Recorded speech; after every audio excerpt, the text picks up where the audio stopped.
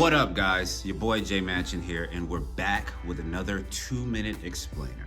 Today, we are going to cover Pendle Finance in 2 minutes.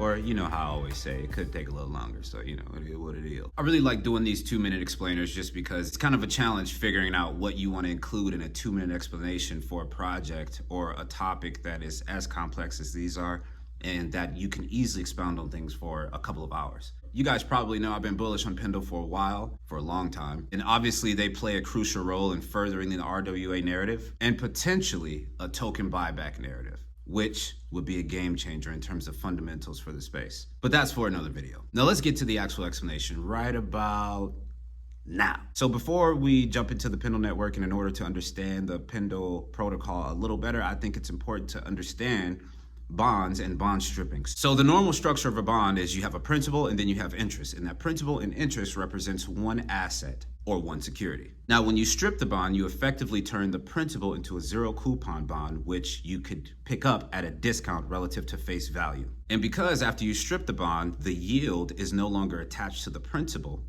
that's what allows for the discounted purchase price, because the principal of the underlying asset is no longer carrying a yield. And so effectively, you don't get a benefit or upside from holding that. You just get safety. So the reason it can be picked up at a discount is because the principal is no longer carrying that yield. And so obviously part of the value of the asset is the yield plus the principal. And so just to kind of visualize this for you, so you can imagine out of $100, $95 will come from, in value, will come from the principal.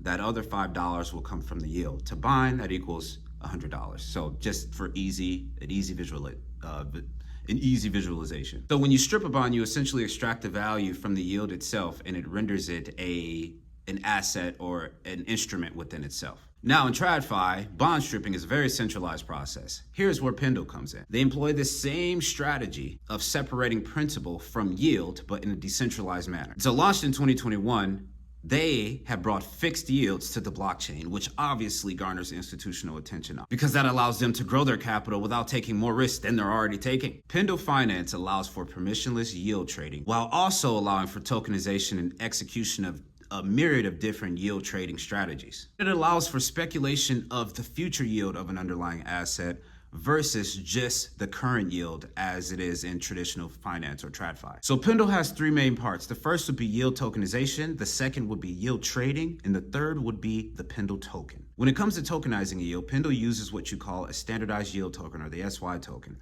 which is effectively an ERC 5115 token, and it's basically a standard for wrapping yield-bearing assets. And they use that standardized yield token, or SY token, to effectively mint PT and YT tokens, which is a principal token and yield token. And in terms of yield trading, like I said earlier, it allows you to speculate on future yield. So for example, you can simply go long a yield showing that you believe that the yield would at least stay the same or maintain or increase over time, which also means that you're bearish on the underlying asset and you believe that the principal value of that asset will go down. And also you can do things like sell your yield token but maintain your position in the principal, so that way it maximizes capital efficiency. You can cash out on the yields but maintain a position because you do believe in that project long term. Now, moving on to the Pendle token. Now, I think it's worth it to say that the only value that comes from the Pendle token is because you have to stake that token in order to receive vPendle. vPendle is what gives you rights of governance, and it also allows you to participate in the actual platform. Now, in DeFi, there are 2 ways to earn yield usually. Mint tokens for incentive for demand and liquidity on the platform, or earning fees through the platform itself and distributing those fees to LPs and users of the platform. The reason I like Pendle is because they're one of the few projects that incorporates both of those ways of earning yield, which means they generate real revenue. Just minting tokens to incentivize demand and liquidity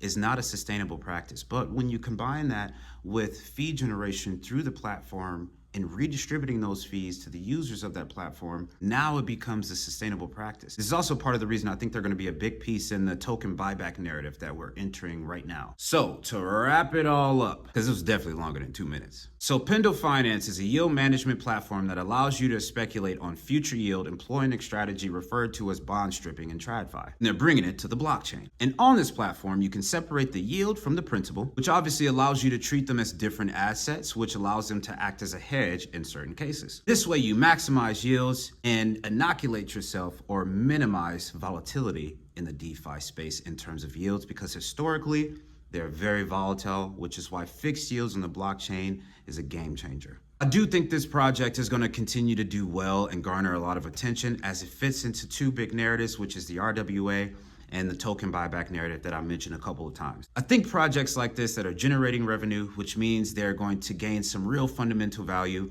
will continue to become the norm outside of degen practices, of course, because that will always be there. But all right, guys, appreciate you watching as always. I hope you gained a little bit of value, at least from this video. Quick hitters, let me know if you like them in the comments. Let me know what you want me to do next. And of course, I always appreciate you guys watching, and I'll see you on the next one.